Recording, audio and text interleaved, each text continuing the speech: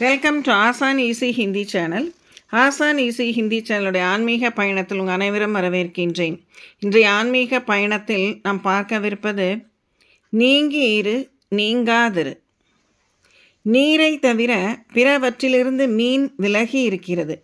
நீரிலிருந்து விலகி நிலத்திற்கு வந்தால் மீனுக்கு உயிருக்கே ஆபத்து நேரிடும். அதுபோல இறைவனை தவிர ஏனைய பொருட்களில் இருந்து நீங்கி இருக்கும் மனிதனுக்கு துன்பமில்லை. எவ்வாறு மீன் நீரில் நீந்தி விளையாடுவது போல மனிதனும் இறையானந்தம் என்ற பெரும் கடலில் ஆனந்தமாக நீந்தி குளிக்கலாம். மனிதா, இறைவனை விட்டு நீங்கியிருக்கும் நிலையை நீ பழக்கத்தின் மூலம் பெறுவாயாக என்று இறைவனே நமக்கு ஒரு சூட்சும சக்தி மூலம் வாழ்க்கையின் ஒவ்வொரு கட்டத்திலும் நிரூபிக்கிறான். அதனால்தான் அப்பர் கூறுகிறார், இன்பமே எந்நாளும் துன்பமில்லை என்று கூறுகிறார்.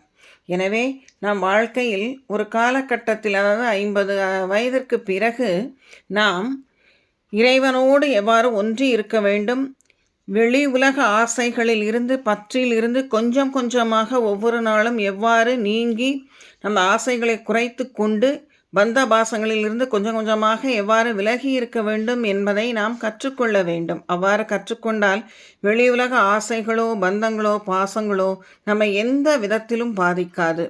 அவ்வாறு இருக்க நாம் ஒவ்வொரு நாளும் முயற்சி செய்வோம், பழகுவோம். ஓம் சக்தி, ஓம் சக்தி, ஓம் சக்தி. வாழ்க வளமுடன். நன்றி.